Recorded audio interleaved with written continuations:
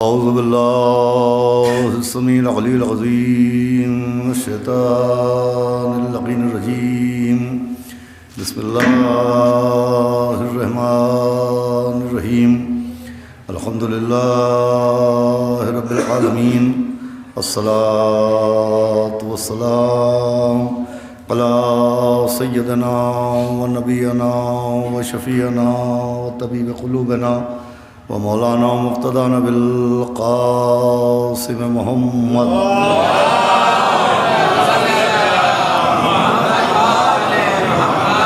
وآلہ الطیبین الطاہرین المعصومین ولعنۃ اللہ علی اعدائہم اجمعین من یومنا ھذا الی یوم الدین اما بعد فقد قال اللہ سبحانہ تبارک و تعالی فی القرآن المجید والفرقان الحمید بسم اللہ الرحمن الرحیم لقد یسرنا القرآن للذکر فہل من مدکر.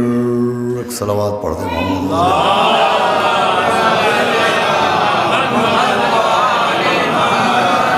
قابل قدر حضرات عزاداران معصوم عالم، آپ کے سامنے اس بارگاہ حسینیہ زہرا سلام اللہ علیہا میں دستہ سپاہ مہدی کی جانب سے منعقدہ اس خمس مجالس میں آج گفتگو کرتے ہوئے بطفیل چہاردہ معصومین علیہم السلام اور خصوصاً بتائید معصوم عالم حضرت بطول بنت رسول جناب فاطمہ الزہرا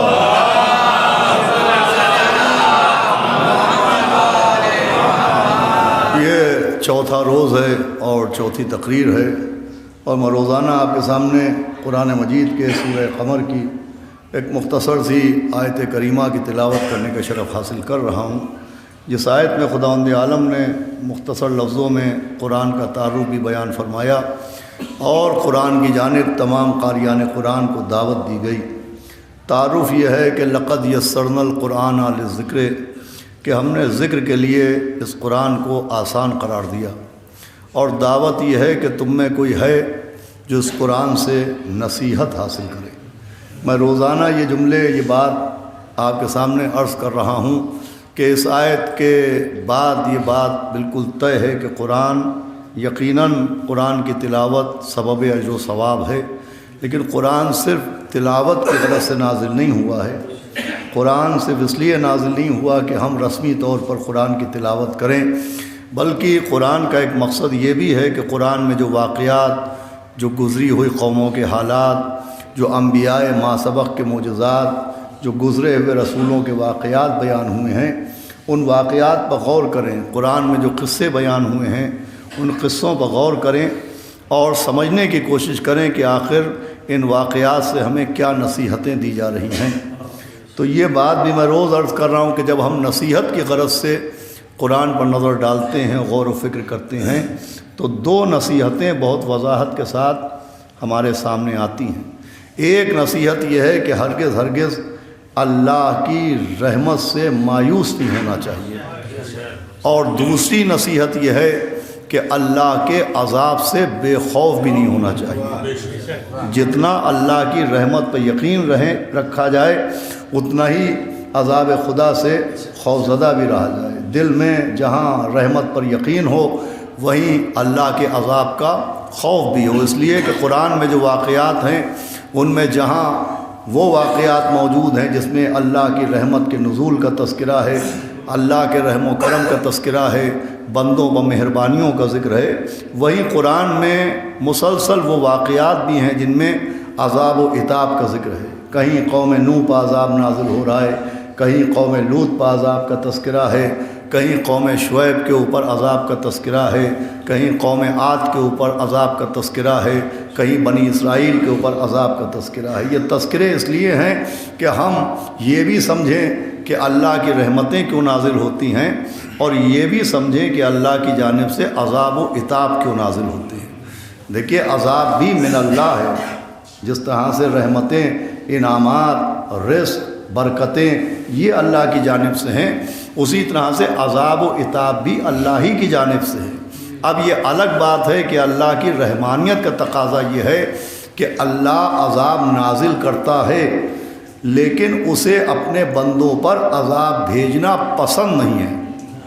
وہ نازل کرتا ہے عذاب، لیکن اسے عذاب نازل کرنا پسند نہیں ہے، اسے رحمت نازل کرنا پسند ہے، اسے عذاب پسند نہیں ہے۔ آپ اس کی دلیل پوچھئے تو اس کی دلیل یہ ہے کہ شریعت میں نکاح بھی ہے اور شریعت میں طلاق بھی ہے۔ بھئی نکاح کرنا بھی شریعت سے تعلق رکھتا ہے اور طلاق دینا بھی شریعت ہی سے تعلق رکھتا ہے، لیکن اگر آپ غور کریں تو اللہ کو بندوں کا نکاح کرنا پسند ہے، طلاق دینا پسند نہیں ہے۔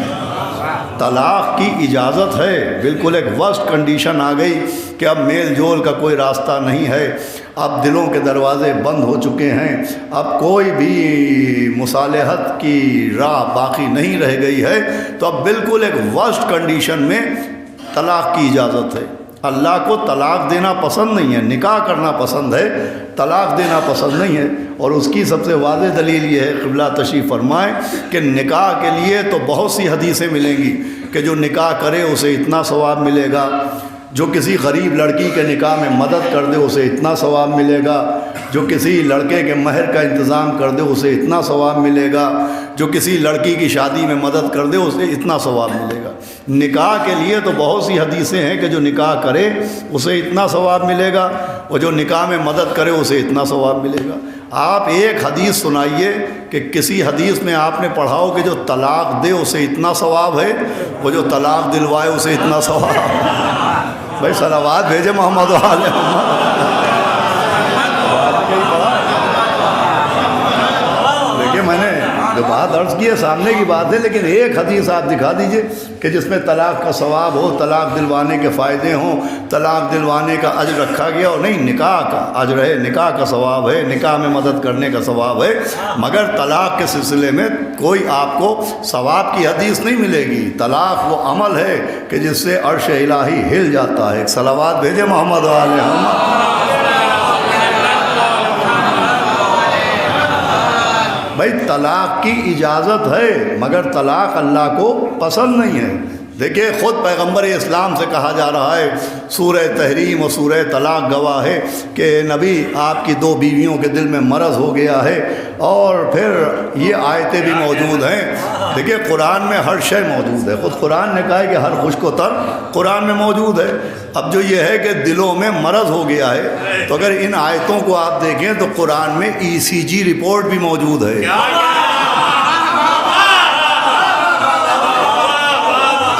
پڑھے محمد و آل محمد۔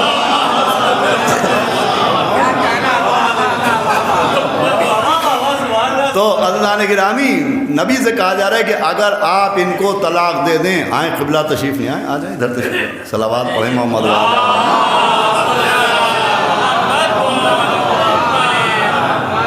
آئیں صلوات اور پڑھ دیں محمد۔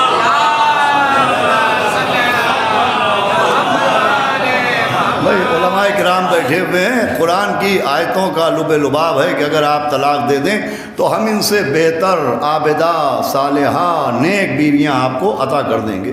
یہ نبی کو اجازت طلاق ہے، حکم طلاق نہیں ہے۔ تو فرما رہے ہیں آپ، بھائی طلاق کی اجازت دی گئی ہے، یہ نہیں کہا گیا کہ اب امیڈیٹ ابھی طلاق دے دیجئے۔ اجازت طلاق ہے، حکم طلاق نہیں ہے۔ اجازت اور ہے، حکم اور ہے۔ بھائی طلاق کے لیے اجازت دی گئی ہے، طلاق کے لیے قرآن میں حکم نہیں دیا گیا ہے، نبی کو حکم بھی دیا گیا ہے۔ حکم کہاں دیا گیا ہے؟ جہاں اہل بیت کی مودت کا معاملہ آیا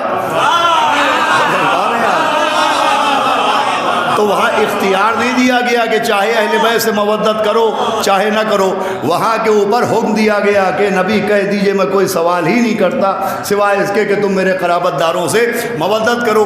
تو آل محمد علیہ السلام کی مودت کے لیے اختیار نہیں دیا، حکم دیا ہے۔ خود غدیر میں مولا علی کی ولایت کے اعلان کے لیے اختیار نہیں دیا ہے کہ چاہو تو اعلان کرو چاہے اعلان نہ کرو، چاہے کجاووں کا ممبر بناؤ چاہے نہ بناؤ، چاہے لوگوں کو آگے بلاؤ چاہے نہ بلاؤ، چاہے علی کو ہاتھوں پر اٹھاؤ چاہے نہ اٹھاؤ، چاہے من کن تو مولا ہو فہذا علی مولا فرماؤ چاہے نہ فرماؤ۔ وہاں اختیار نہیں دیا گیا ہے، وہاں تو حکم دیا گیا ہے کہ اگر یہ نہ کیا کچھ نہ کیا۔ بھائی میں عرض کر رہا ہوں طلاق کا اختیار ہے، طلاق کے لیے حکم نہیں ہے۔ حکم کہاں ہے؟ آل محمد کی مودت کے لیے حکم ہے، اختیار نہیں ہے کہ چاہے اہل بیت سے مودت کرو چاہے نہ کرو۔ مولا علی کی ولایت کے لیے اختیار نہیں ہے کہ چاہے اعلان ولایت کرو چاہے نہ کرو، وہاں حکم دیا گیا۔ خود خیبر میں اختیار نہیں دیا کہ چاہے علی کو بلاؤ چاہے نہ بلاؤ، وہاں حکم دیا گیا کہ نادے علین مذل جایا۔ صلوات بھیجے محمد آل محمد۔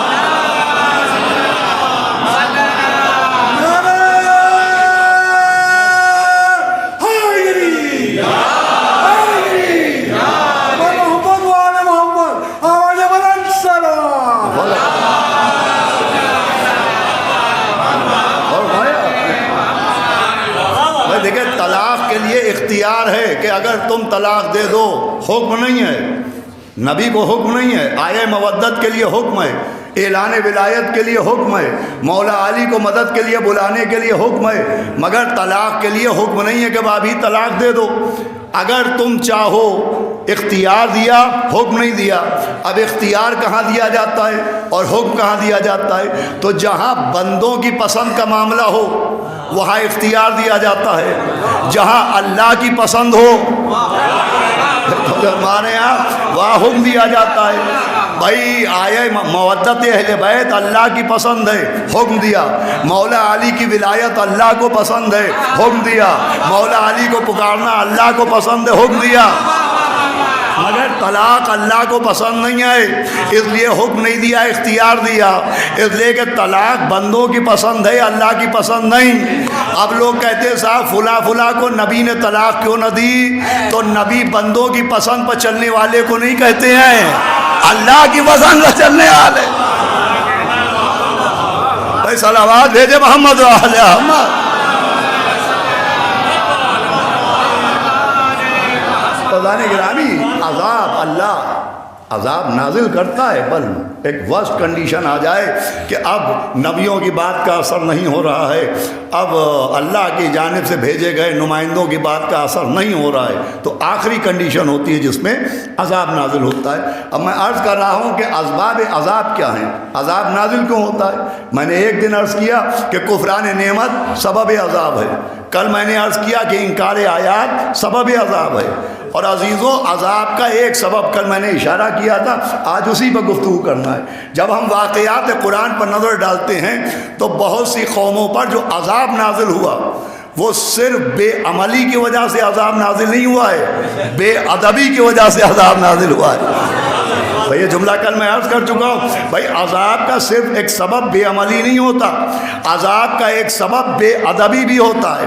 ادب نہ کرنا، احترام نہ کرنا، تعظیم نہ کرنا، یہ بھی سبب عذاب ہوتا ہے۔ آپ اس کی دلیل پوچھئے تو سب سے بیان دلیل یہ ہے کہ ابلیس جو ابلیس بنا، ابلیس جو شیطان بنا، ابلیس جو مردود بارگاہ بنا، ابلیس جو قابل لعنت بنا، وہ بے عمل ہونے کی وجہ سے نہیں، بے ادب ہونے کی وجہ سے۔ توجہ ہے کہ نہیں آپ کی؟ صلوات بھیجے محمد و آل محمد۔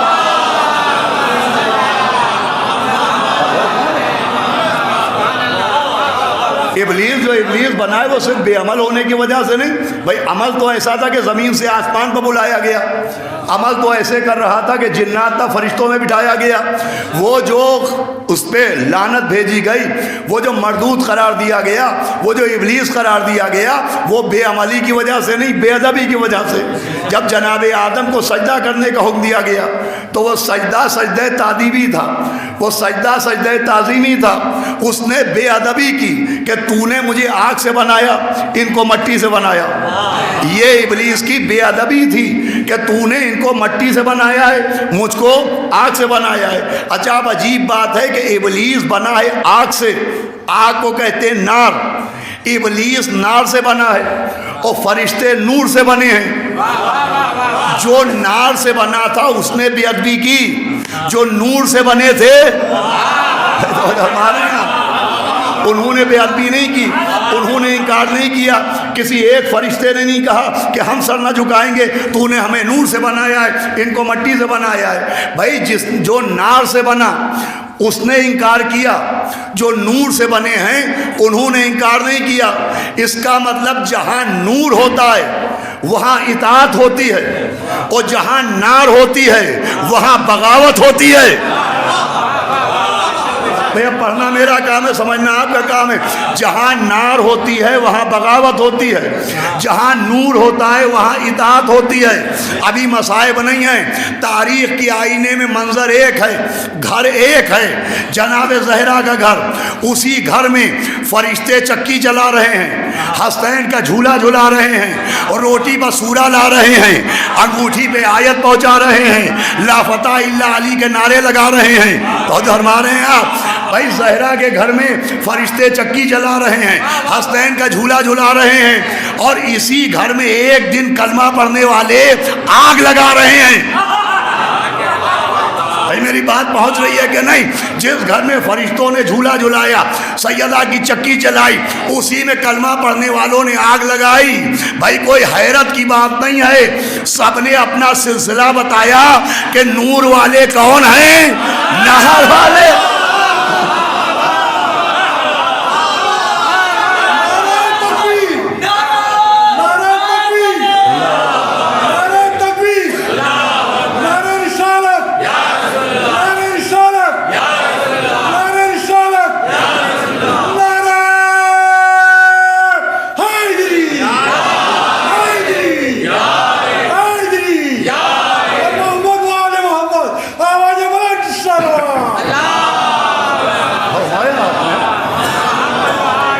ابلیس بنا تھا نار سے، اس نے کہا تو نے مجھے مٹی سے بنایا، ان کو آگ سے بنایا۔ حالانکہ ابلیس سمجھا ہی نہیں، یہ جو تعظیم آدم کا حکم تھا، احترام آدم کا حکم تھا، جناب آدم کے ادب کا حکم تھا، یہ حکم کیوں تھا؟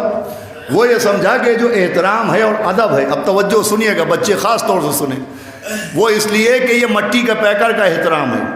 حالانکہ اللہ نے یہ نہیں کہا تھا کہ جب میں مٹی کا پتلا بناؤں تو سجدہ کرنا، کہا جب میں روح ڈال دوں۔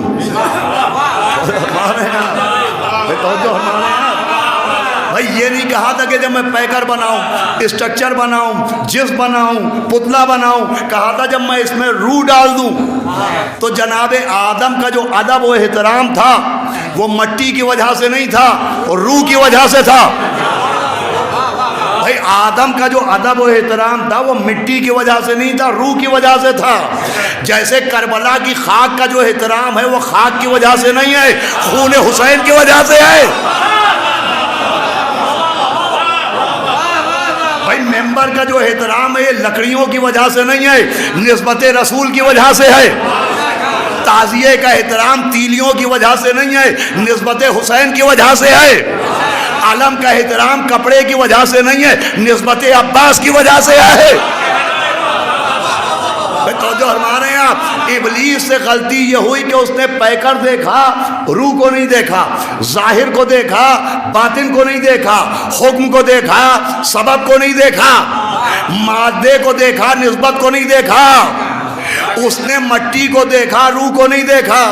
اب جو کربلا کی مٹی دیکھے، خون حسین کو نہ دیکھے، ممبر کی لکڑیوں کو دیکھے، نسبت رسول کو نہ دیکھے، عالم کے کپڑوں کو دیکھے، نسبت عباس کو نہ دیکھے، تعزیے کو دیکھے، نسبت حسین کو نہ دیکھے، اس کا عقیدہ قرآن والا عقیدہ نہیں ہے، شیطان والا۔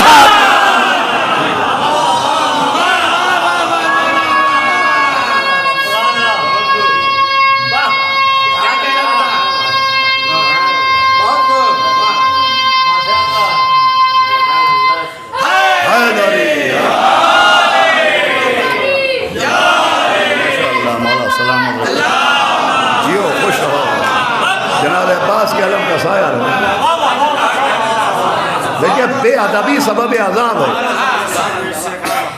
اور ادب کرنا، تعظیم کرنا عین مطابق اسلام ہے، بلکہ یہ تقوی کی علامت ہے۔ بسم اللہ الرحمن الرحیم، وَمَن يُعَظِّمْ شَعَائِرَ اللَّهِ فَإِنَّهَا مِن تَقْوَى الْقُلُوبِ، کہ وہ لوگ جو اللہ کی نشانیوں کا ادب کرتے ہیں، تعظیم کرتے ہیں، احترام کرتے ہیں، تو یہ احترام بتاتا ہے کہ ان کے دل میں تقوی موجود ہے۔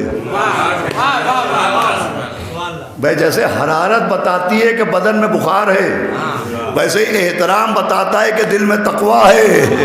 صلوات بھیجے محمد آل محمد۔ بھائی جسے سمٹم کہتے ہیں، سمٹمز، تو تقوی کا سمٹم ہے احترام، تعظیم۔ جو شیطان بنا وہ ادب نہ کرنے کی وجہ سے۔ اب قرآن نے ہوشیار کیا کہ دیکھو انہو لکم عدو مبین، ہرگز شیطان کے پھندوں میں نہ آنا، اس کی اطاعت نہ کرنا، اس کی پیروی نہ کرنا، اس لیے کہ تمہارا سب سے کھلا ہوا دشمن ہے۔ بھئی سب سے کھلا ہوا دشمن کون ہے؟ ابلیس۔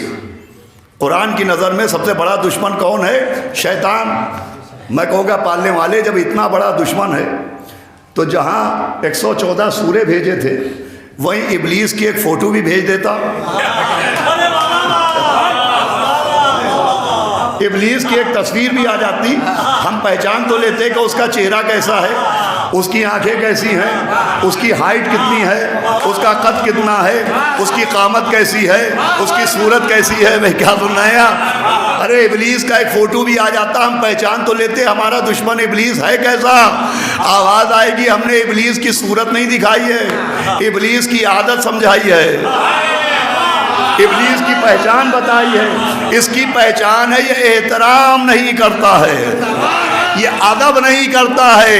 اب ابلیس کو پہچاننا ہو تو پریشان نہ ہونا، عزا خانوں میں جانا پہچانتے جانا، عالم سجانا پہچانتے جانا، تعزیے اٹھانا پہچانتے جانا، تابوت اٹھانا پہچانتے جانا۔ جو احترام کرتے نظر آئیں وہ فرشتوں جیسے ہیں، جو بے احترامی کریں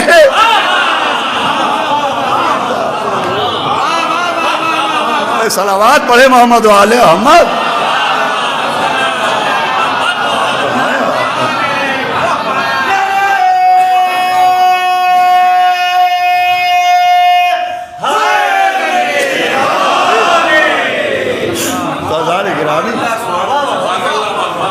صرف بے عملی سبب عذاب نہیں ہے، بے ادبی۔ ابلیس بنا وہ بے ادبی کی وجہ سے۔ اس سے کیا غلطی؟ اس نے پیکر کو دیکھا، روح کو نہیں دیکھا، اس نے نسبت کو نہیں دیکھا، مٹی کو دیکھا۔ وہ جو احترام تھا وہ نسبت کی وجہ سے تھا۔ بھئی احترام نسبتوں کی وجہ سے ہے، میٹیریل کی وجہ سے احترام نہیں ہے، مادے کی وجہ سے احترام نہیں ہے۔ احترام و ادب ہے نسبت کی وجہ سے۔ زمین کی مٹی آسمان پر پہنچی، ایک پیکر بنا، ایک روح گئی، نسبت ہوئی خلیفۃ اللہ، اللہ کا خلیفہ، یہ نسبت ہوئی۔ یہیں کی مٹی سے ایک گھر بنا، نسبت ہوئی بیت اللہ، اللہ کا گھر، یہ نسبت ہوئی۔ یہیں کے کاغذ پر قرآن کی آیتیں لکھی گئیں، نسبت ہوئی کلام اللہ۔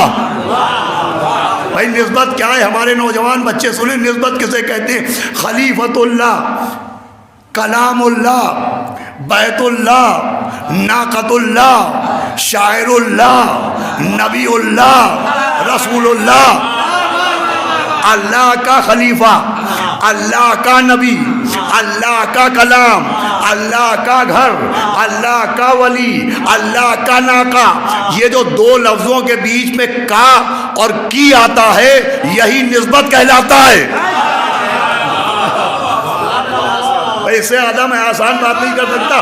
یہ جو دو لفظوں کے بیچ میں کا و کی آتا ہے، کسی محترم سے منسوب ہو جاتا ہے، یہی نسبت کہلاتا ہے۔ تو اب ساری نسبتیں یہاں بھی موجود ہیں، جیسے اللہ کا خلیفہ، اللہ کا نبی، اللہ کی کتاب، اللہ کا گھر، ویسے ہی حسین کا تعزیہ، عباس کا علم، سیدہ کی مجلس، یہی تو نسبتیں۔ اور نسبتوں سے دامن قرآن بھرا ہوا ہے۔ مٹی یہیں کی تھی لیکن وہاں پہنچی، اب نسبت ہو گئی اللہ کا خلیفہ۔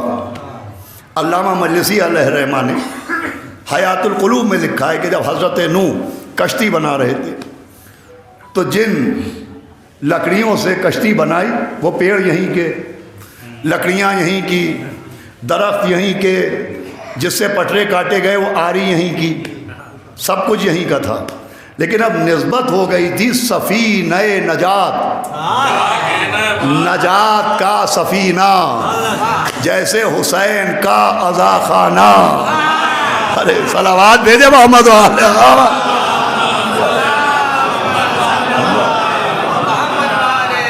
سنیے گا، سفینہ نجات، لکڑیاں یہیں کی، آری یہیں کی، پیڑ یہیں کے، درخت یہیں کے، پٹرے یہیں کے.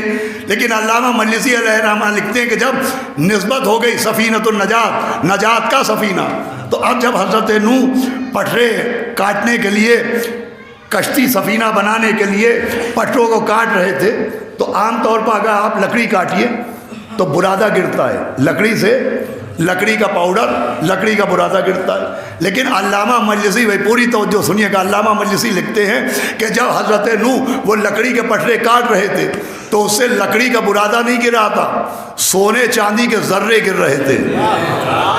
تو فرما رہے ہیں آپ، اس لیے کہ نسبت ہو گئی سفینے کی طرف، نسبت نے اثر پیدا کر دیا، نسبت نے عام کو خاص بنا دیا، برادے کو سونا چاندی بنا دیا.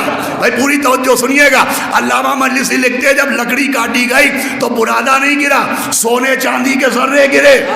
اب پڑھنا میرا کام، سمجھنا آپ کا کام. قرآن کا مزاج یہ ہے کہ قرآن ماضی سناتا ہے، مستقبل سمجھاتا ہے. قرآن ماضی سناتا ہے، مستقبل سمجھاتا ہے. قرآن نے سمجھایا کہ اگر لکڑی کا برادہ سونے چاندی میں بدل جائے تو یہ حیرت کی بات نہیں ہے، نسبت کی بات ہے. اگر لکڑی کا برادہ سونے چاندی میں بدل جائے تو یہ حیرت کی بات نہیں ہے، نسبت کی بات ہے. اب اگر چوتھے امام کے ہاتھ کا پانی، چوتھے امام کے ہاتھوں کا دھون جواہر میں بدل جائے تو حیرت کی بات نہیں ہے، نسبت کی بات.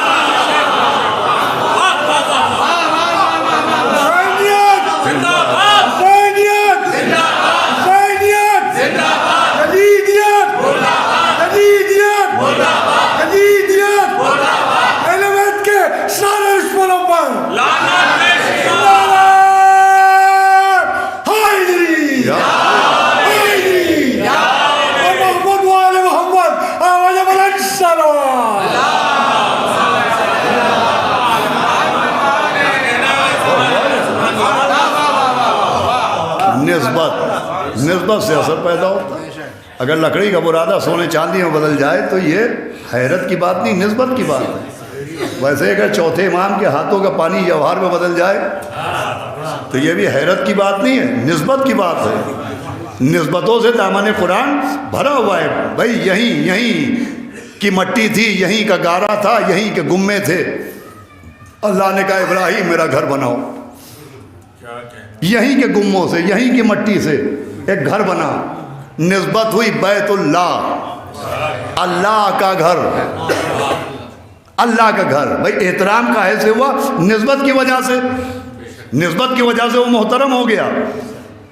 اب ہو سکتا ہے کوئی یہ کہے کہ صاحب قرآن کی کیا بات اور کعبے کی کیا بات، اس کا احترام اور ہے اور رضا خانوں کا احترام اور ہے، تازیوں کا احترام اور ہے، علم کا احترام اور ہے، ممبر کا احترام اور ہے.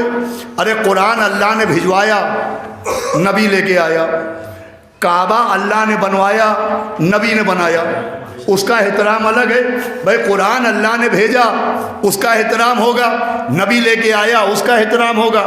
کعبہ اللہ نے بنوایا، نبی نے بنایا، اس کا احترام ہوگا.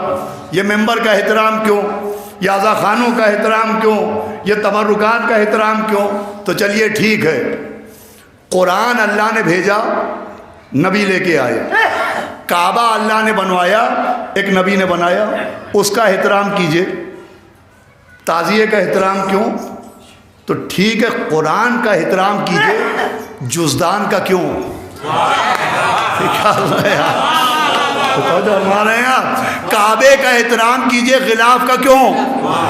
کیونکہ قرآن اللہ نے بھجوایا، جزدان کہاں سے آیا؟ تو ہمارے یہاں کعبہ اللہ نے بنوایا، جناب ابراہیم نے اس کے اوپر پردہ کہاں چڑھایا؟ وہ تو ان کی عورتوں نے، مکے کی خواتین نے چڑھایا.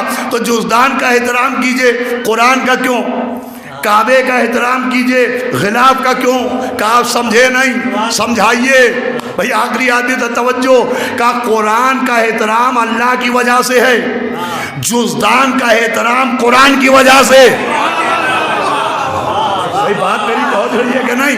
قرآن کا احترام اللہ کی وجہ سے ہے، جزدان کا احترام قرآن کی وجہ سے، کعبے کا احترام اللہ کی وجہ سے، غلاف کا احترام کعبے کی وجہ سے. یہ ہے نسبت کی نسبت.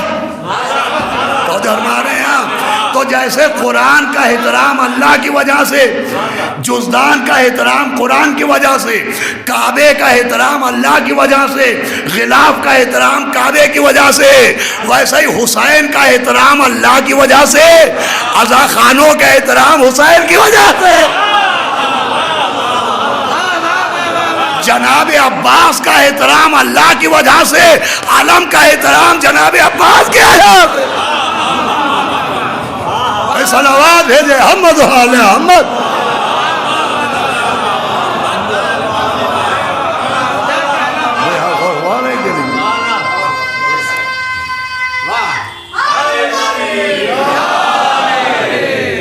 بھائی احترام ادب یہ اساس دین ہے. جناب ابراہیم نے یہیں کے گموں سے، یہیں کی مٹی سے گھر بنایا. اچھا جناب ابراہیم کا خانہ کعبہ بنانا سمجھ میں آیا، دیواریں اٹھانا سمجھ میں آیا. ایک بات معاذ اللہ سمجھ میں نہیں آئی، وہ بات یہ کہ خود ہی بنایا اور خود ہی چوم لیا، خود ہی تعمیر کی، خود ہی تعظیم کی. میں کہوں گا حضرت ابراہیم اپنے ہاتھوں سے بنا رہے ہیں، وہ اپنے ہاتھوں سے چوم رہے ہیں، خود ہی تعمیر کر رہے ہیں، خود ہی تعظیم کر رہے ہیں. کیوں کہ آنے والے دور میں تم سے پوچھا جائے گا کہ خود ہی عزا خانے بناتے ہو، خود ہی چوم لیتے ہو. ارے کیا سنایا؟ خود ہی علم سجاتے ہو، خود ہی چوم لیتے ہو، خود ہی تابوت بناتے ہو، خود ہی چوم لیتے ہو. جب کوئی پوچھے کہ یہ کیوں کرتے ہو تو کہہ دینا ابراہیم نے کیا تھا اس لیے کرتے ہیں. انہیں بھی قرآن نے شیعہ کہا ہے، ہمیں بھی دنیا شیعہ کہتی ہے. اس کا مطلب یہ پرانے شیعوں کی پرانی عادت ہے.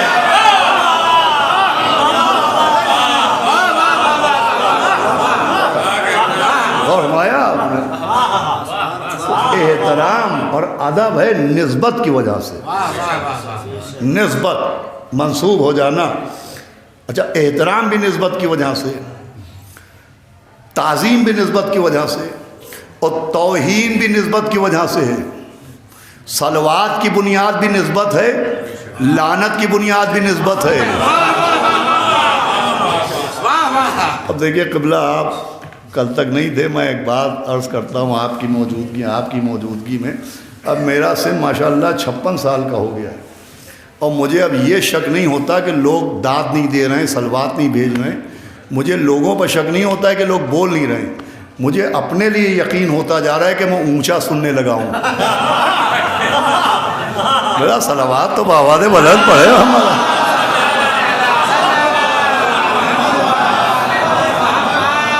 ارے میں نے پرسوں نرسوں کہا تھا جو 60 برس سے زیادہ کے ہیں وہ اپنے حصے کی داد اپنے مولویوں کو دے چکے ہیں. یہ نوجوان لڑکے بچے جو بیٹھے ہیں ان کی خاموشی مجھے بہت بری لگتی ہے، اس لیے کہ واٹس اپ ایج کے ہیں یہ لوگ، یہ واٹس اپ ایج کے ہیں. واٹس اپ ایج کا معاملہ یہ ہے کہ واٹس اپ میں ان کو بھی تب تک سکون نہیں ملتا جب تک ان کا بھیجے ہوئے میسج میں 2 ٹک نہ ہو جائیں، اور اس پر بھی سکون نہیں ملتا جب تک وہ نیلے نہ ہو جائیں. اگر ان کی خاموشی پہ ہم لال پیلے ہو جائیں تو برا کیا ہے؟ صلوات بھیجے محمد و آل محمد.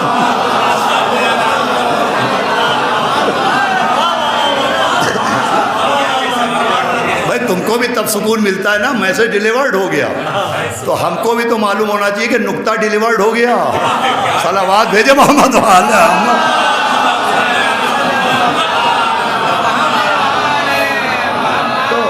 کر رہا ہوں ذالک گرامی آپ کی خدمت میں کہ تعظیم بھی نسبت کی وجہ سے اور توہین بھی نسبت کی وجہ سے.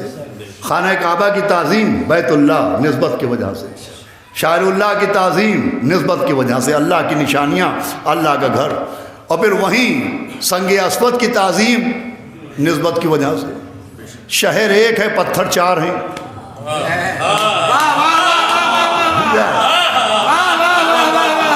ایک شہر میں 4 پتھر، ایک کو مارا جا رہا ہے، چوما جا رہا ہے، اور 3 پتھروں کو مارا جا رہا ہے۔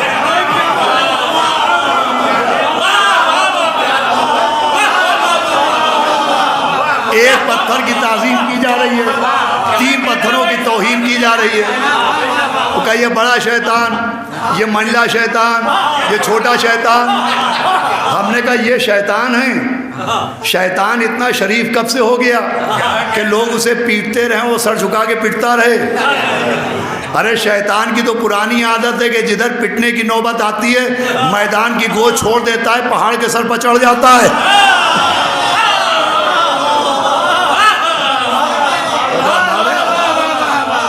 یہ شیطان ہے کہ شیطان نہیں ہے؟ یہاں شیطان آیا تھا۔ لیجئے شریعت پیغمبر نے اجازت دی کہ اگر ظالم نہ ملے تو کچھ بنا کے غبار نکال لو۔ صلوات بھیجے محمد و آل محمد۔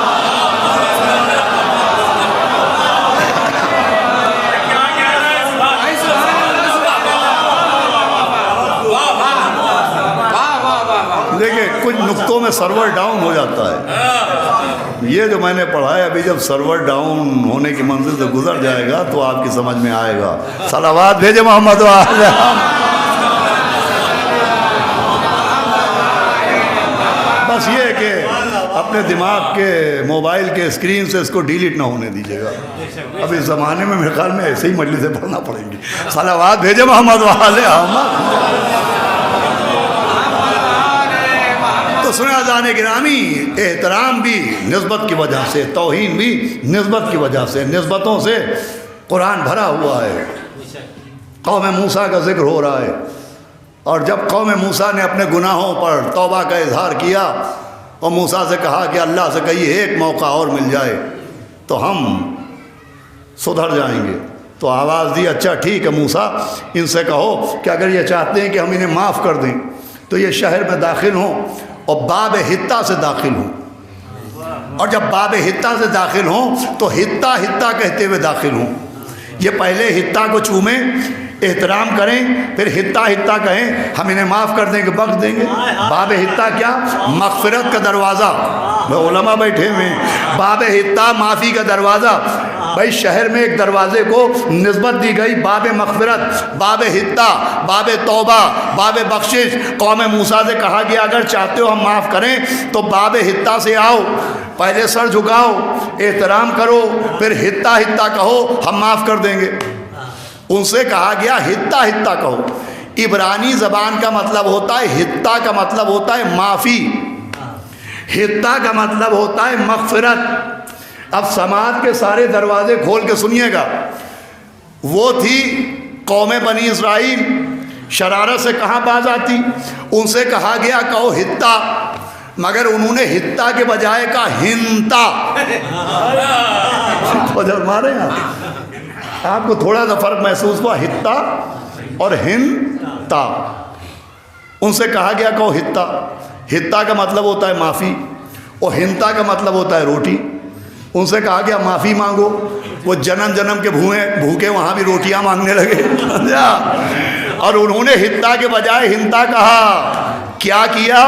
ایک نقطہ بڑھا دیا، نون کا نقطہ بڑھا دیا، نون کا نقطہ بڑھا دیا۔ قرآن نے ایک نقطہ سمجھا دیا کہ جو نون کا نقطہ بڑھائے جب وہ عذاب سے نہیں بچتا تو با کا نقطہ گھٹائے۔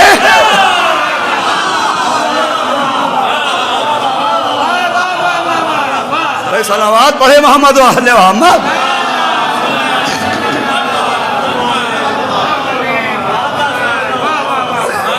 اچھا ان سے کہا گیا سر جھکاؤ، اور سر جھکا کے احترام سے آؤ، لیکن تفسیر بتاتی ہے کہ وہ سر جھکانے کے بجائے انہوں نے اپنی پیٹھ پشت اس دروازے کی طرف کی اور الٹے الٹے پشت کی طرف سے وہ داخل ہوئے۔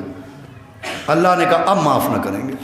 اب یہ باب حطہ کا واقعہ قرآن میں موجود ہے، آیتوں میں موجود ہے، روایت موجود ہے کہ جب لوگوں نے باب حطہ کے بارے میں سنا تو نبی سے کہا کہ یا نبی اللہ، وہ تھے تو بڑے شرارتی اور وہ تھے تو بڑے نافرمان لوگ، لیکن ان کی مغفرت کے لیے اللہ نے بڑا آسان انتظام کیا تھا۔ سنیے گا آخری منزل ہے کہ انہیں خالی ہتا ہتا کہنا تھا اور احترام کرنا تھا، وہ اللہ انہیں معاف کر دیتا۔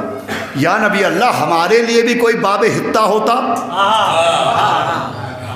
ہمیں بھی اسی طرح آسانی سے مغفرت مل جاتی۔ یا نبی اللہ ہمارے لیے بھی کوئی باب ہتا بنا دیجئے۔ تو نبی مسکرائے کا بنانے کا کیا مطلب؟ وہ تو پہلے سے بنا بنایا موجود ہے۔ کہ یا نبی اللہ وہ باب ہتا کون ہے؟ کہ جو شہر علم کا دروازہ ہے۔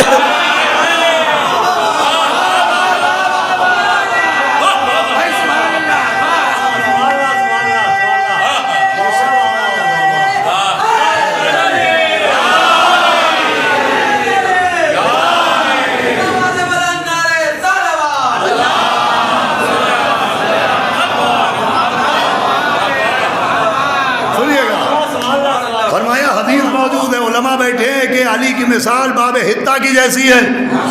نبی نے فرمایا علی باب ہتا کی مثال ہیں، علی باب ہتا کی مثل ہیں، علی باب ہتا کے جیسے ہیں۔ اب باب ہتا کا قانون کیا بنا تھا کہ ہتا ہتا کہنا بھی ضروری، احترام باب ہتا بھی ضروری۔ ہم سمجھ گئے مغفرت کے لیے علی باب ہتا ہیں تو علی علی کہنا بھی ضروری ہے، احترام در علی بھی ضروری ہے۔ صلوات بھیجے محمد و آل محمد۔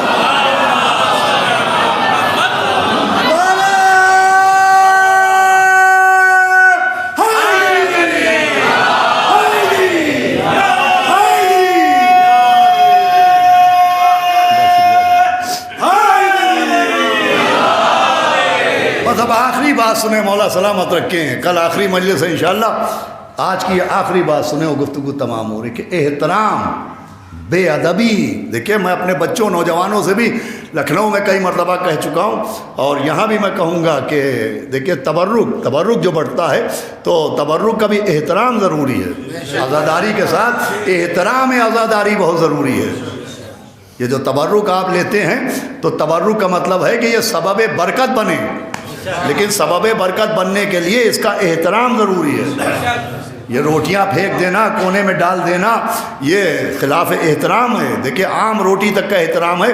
روٹی کو امام الطعام کہتے ہیں، روٹی کہلاتی امام الطعام، دسترخوان کا امام ہے یہ روٹی۔ حدیث موجود ہے کہ جب روٹی آ جائے تو کسی اور غذا کا انتظار نہیں کرنا چاہیے، اس لیے کہ روٹی کے ہوتے ہوئے کسی اور کا انتظار کرنا روٹی کی توہین ہے۔ روٹی کا اتنا احترام ہے کہ امام حسن عسکری علیہ الصلوۃ والسلام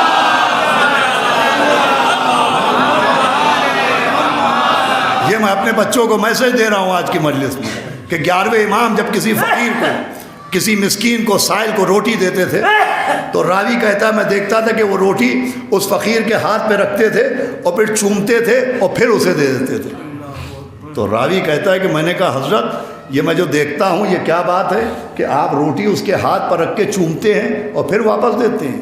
آپ نے فرمایا وہ روٹی جو کسی غریب و مسکین کو دی جائے وہ اس کے ہاتھ میں پہنچنے سے پہلے اللہ کے ہاتھ میں پہنچ جاتی ہے، اس لیے میں چوم کے اس کو دیتا ہوں۔ اندازہ لگائیں جب صدقے کی روٹی کا یہ احترام ہے تو مجلس حسین کے تبرک کی روٹیوں کا کیا ہے؟ صلوات بھیجے محمد و آل محمد۔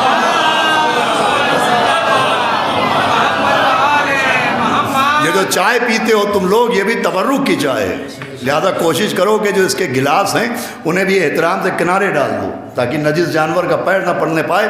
اور احترام کا بہت اجر و ثواب ہے، جتنا احترام کرو گے اتنا تمہارے تقوی میں، پرہیزگاری میں اضافہ ہوگا، اتنا اجر و ثواب ملے گا۔ پھر عزیزوں احترام، اتنا احترام کہ حضرت یوسف تخت حکومت پہ آ گئے۔ اب دیکھیں دو تفسیریں ہیں، ایک وہ گھوڑے پر سوار ہونے والی تفسیر ہے اور میں دوسری تفسیر سنا رہا ہوں کہ جب جناب یوسف تخت حکومت پہ آ گئے اللہ نے انہیں بادشاہت بھی عطا کر دی اور خواب کی تعبیر کا وقت قریب آیا اور حضرت یوسف کو خبر ملی کہ ان کے والدین اور ان کے بھائی ان سے ملنے کے لیے آ رہے ہیں۔ تو یوں جناب یوسف نے اپنے تخت یعنی جو سٹنگ ارینجمنٹ تھا اس میں تھوڑی سی تبدیلی کی۔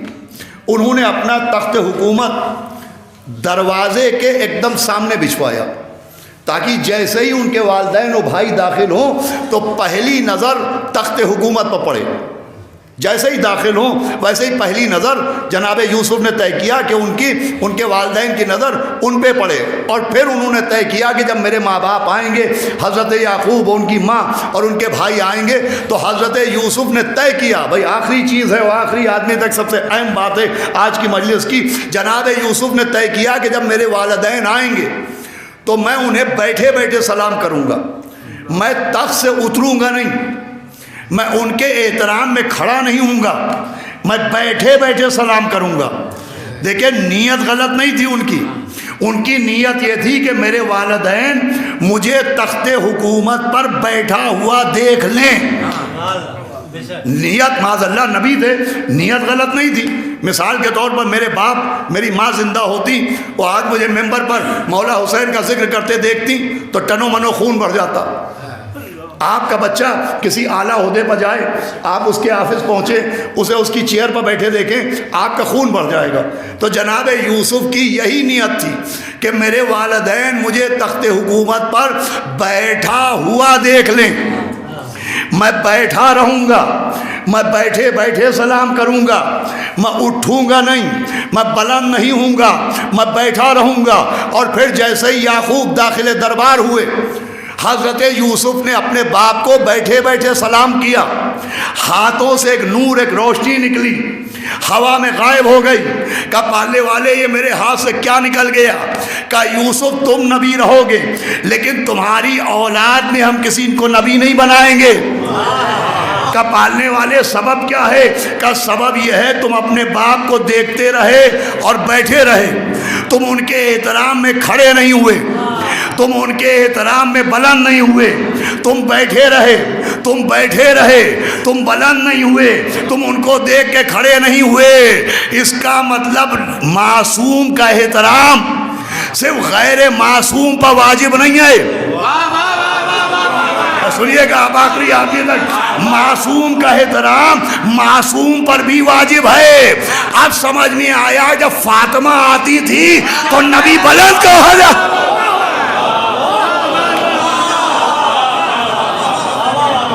بھائی پہنچی میری بات؟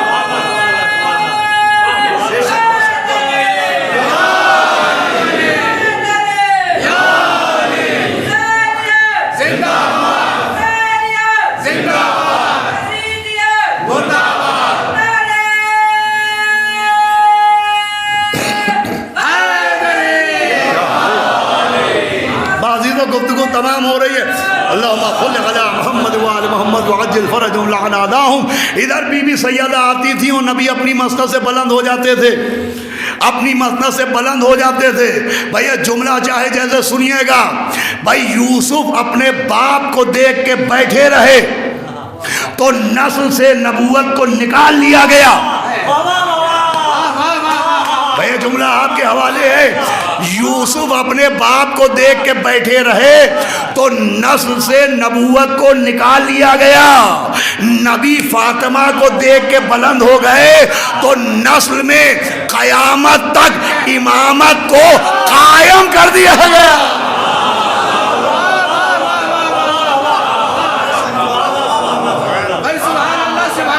صلوات پڑھ دیں محمد وآلہ محمد۔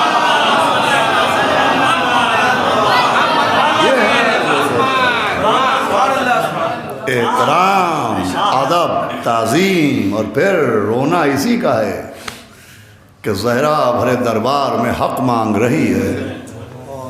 اس قوم کے رونے کو یہی بات بڑی ہے، لیکن رونا اسی کا ہے، بے احترامی کا رونا ہے، بے ادبی کا رونا ہے۔ یہ جو ایام عزائے فاطمیہ کی مجالس ہیں، یہ اسی لیے کہ کس کے ساتھ کیا کیا گیا، کس کے ساتھ کیا کیا گیا۔ ابھی مصائب پڑھوں گا، اور آج کی مجلس میں جناب محسن ابن امیر المومنین کے تابوت کی شبی کی زیارت بھی کرائی جائے گی انشاءاللہ۔ روتے ہوئے اٹھیے گا، بڑی مظلومہ بی بی کا ماتم ہے، جس کی پسلیاں توڑ ڈالی گئیں، جو اپنا مرثیہ اپنے آپ پڑھتے۔ کہ میں عرض کروں کہ کاہے کا رونا ہے، صرف اس کا نہیں کہ کیا کیا گیا، اہل بیت کے ساتھ کیا کیا گیا، صرف اس کا رونا نہیں ہے، کس کے ساتھ کیا کیا گیا۔ دیکھیں بات بڑے غور سے سنیں بچے، کہ ایک آدمی ہے جو سب کو ستاتا ہے، سب سے بدتمیزیاں کرتا ہے، اسے ڈھکیل دیا اور اسے تماچا مار دیا اور اس کا مال چھین لیا اور اسے اذیت دے دی۔ تو ایک ایسا آدمی جو سب سے بدتمیزیاں کرتا ہے، سب کو اذیتیں دیتا ہے، اگر آپ دیکھیں کہ 4 آدمی اسے راستے میں پکڑ کے پیٹ رہے ہیں تو دل میں خوشی ہوتی ہے کہ چلو سب کو اذیت دیتا تھا، آج اس کو اس کی سزا مل رہی ہے۔ لیکن ایک آدمی صبح سے نکلتا ہے، کسی پیاسے کو دیکھتا ہے پانی پلا دیتا ہے، کسی بھوکے کو دیکھتا ہے کھانا کھلا دیتا ہے، کسی مریض کو دیکھتا ہے اسپتال پہنچا دیتا ہے، کسی بیوہ کو دیکھتا ہے مدد کر دیتا ہے، کسی یتیم کو دیکھتا ہے امداد کر دیتا ہے۔ تو اگر ایسے آدمی کے ساتھ کوئی ظلم ہو تو دل بے چین ہو آتا ہے کہ کس کے ساتھ کیا ہو رہا ہے۔ عزیزو، رونا اسی کا ہے کہ کس کے ساتھ کیا کیا گیا۔ جس کو دیکھ کے پیغمبر اپنی جگہ سے بلند ہو جاتے تھے، وہ دن بھر دربار میں کھڑی رہی، اللہ اکبر۔ جس کا پیغمبر نے اتنا احترام کیا، اس بی بی کے ساتھ کیا کیا گیا۔ اور بات صرف سیدہ تک نہیں ہے، بات آ گئی ہے تو میں عرض کروں۔ ایک واقعہ مجھے یاد آتا ہے، میری طرف متوجہ رہیے گا، ابھی میں 4-5 منٹ پڑھوں گا لیکن میری طرف متوجہ رہیں گے تو انشاءاللہ آپ کے آنسوؤں میں اضافہ ہوگا، آپ کے گریے میں اضافہ ہوگا۔ ابھی بی بی سیدہ کے مصائب بھی پڑھے جائیں گے، جناب محسن کا ذکر بھی کیا جائے گا۔ میں نے عرض کیا کس کے ساتھ کیا کیا گیا۔ مدینہ تھا اور بی بی سکینہ کا سن تھا 2 سال کا، ابھی کربلا نہیں آئی ہے۔ کربلا میں جناب سکینہ 4 برس کی تھی، مدینے میں بی بی سکینہ کا سن تھا 2 برس کا۔ اور مولا حسین انہیں گود میں لے کے بنی ہاشم کے محلے میں نکلے تو دیکھا ایک بالیاں بیچنے والا گھوم رہا تھا۔ مولا حسین نے اس بالی بیچنے والے کو بلایا اور 2 بالیاں خرید کے اپنے ہاتھ سے 2 برس کی سکینہ کے کانوں میں پہنائیں۔ یہ مدینہ ہے جہاں سکینہ کو بالیاں پہنائی جا رہی ہیں۔ کربلا میں بالیاں اتاری نہیں گئی ہیں، کانوں سے کھینچی گئی ہیں۔ 2 بالیاں اپنے ہاتھ سے بی بی سکینہ کے کانوں میں پہنائیں۔ پہنانے کے بعد جب وہ بالی بیچنے والا جانے لگا تو امام حسین نے کہا بھی جاؤ نہیں، یہ بتاؤ تمہارے پاس 2 بالیاں اور ہیں؟ اس نے کہا جی حضرت ہیں۔ تو کہا وہ بھی میرے ہاتھ فروغ کرو گے؟ کہا آپ حکم دیں۔ امام حسین نے قیمت دی، اس آدمی نے بالیاں دی، امام نے کہا بھی جاؤ نہیں۔ 2 بالیاں تو اپنے ہاتھوں سے بیٹی کے کانوں میں پہنا چکے تھے، اب جو 2 بالیاں اور ملی وہ بی بی سکینہ کے چہرے کا صدقہ اتارا اور بالی والے سے کہا ان بالیوں کو اپنے پاس رکھ لو۔ اس نے کہا حضرت یہ مجھے کیوں دے رہے ہیں؟ کہ انہیں سینے سے لگا کے رکھنا، انہیں کبھی بیچنا نہیں، انہیں سینے سے لگا کے رکھنا۔ دیکھو اگر کہیں کوئی یتیمہ نظر آ جائے، اللہ اکبر، اگر کہیں کوئی یتیم بچی نظر آ جائے تو میری سکینہ کے نام سے اس کے کانوں میں پہنا دینا۔ ارے رونا اسی کا ہے کس کے ساتھ کیا کیا گیا۔ ارے جو سب کی یتیماؤں کا اتنا خیال رکھتا ہے اس کی یتیمہ کو تماچے مارے جا رہے ہیں۔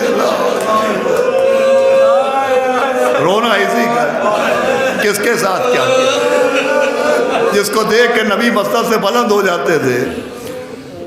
جب نبی سفر پر نکلتے تھے تو سب سے آخر میں سیدہ کے دروازے پر پہنچتے تھے، جب سفر سے لوٹتے تھے تو سب سے پہلے سیدہ کے دروازے پر آتے تھے۔ اللہ اکبر، اس بی بی کے ساتھ کیا کیا گیا کہ وہ اپنا مرثیہ اپنے آپ پڑھتی رہی۔ اور پھر جناب محسن، دیکھیے آج جناب محسن کی شہادت کی نسبت سے جناب محسن کے تابوت کی شبیہ نوجوان بچے برآمد کریں گے، یہ ایک حسرت ہے، حسرت ہے، حسرت ہے۔ کربلا میں 72 لاشوں پر گھوڑے دوڑائے گئے، سر قلم کیے گئے، لیکن 12 محرم کو دم تو ہو گئے۔ ہائے محسن جس کی قبر کا پتہ بھی نہیں ہے، اللہ اکبر۔ یہ حسرت ہے جو اس تابوت کی شبیہ کے ذریعے پوری کی جائے گی۔ میں مجلس تمام کر رہا ہوں وہ محسن کہ جسے سیدہ روتی تھی، میں نے کسی مجلس میں پہلی مجلس میں عرض کیا تھا، جلے ہوئے دروازے کی لکڑیاں نکال کے سیدہ لکڑیوں کو سونگتی تھی، سونگ کے روتی تھی۔ فضا پوچھتی تھی بی بی ان جلی دروازوں کے لکڑیوں کو سونگ کے روتی کیوں ہے؟ آواز دیتی تھی فضا مجھے ان لکڑیوں کے اندر سے محسن کے خون کی خوشبو آتی ہے۔ عزیزوں وہ محسن کے روایتوں میں ہے کہ روز محشر بارگاہ خدا میں جو سب سے پہلا مقدمہ پیش ہوگا وہ جناب محسن کا مقدمہ ہوگا، اور اس وقت پیش ہوگا جب آواز آئے گی اہل محشر اپنی آنکھیں بند کر لو، نبی کی بیٹی کی سواری آ رہی ہے، اہل محشر سر جھکا لو، فاطمہ کی سواری آ رہی ہے، ہم بھی ہوں گے آپ بھی ہوں گے، شاید ہمارے دلوں سے آواز آئے پالنے والے قیامت کے میدان میں نبی کی بیٹی کا اتنا احترام، ہائے کوفہ و شام جہاں علی کی بیٹیاں بے مقرہ چادر لے جائی جا رہی تھی۔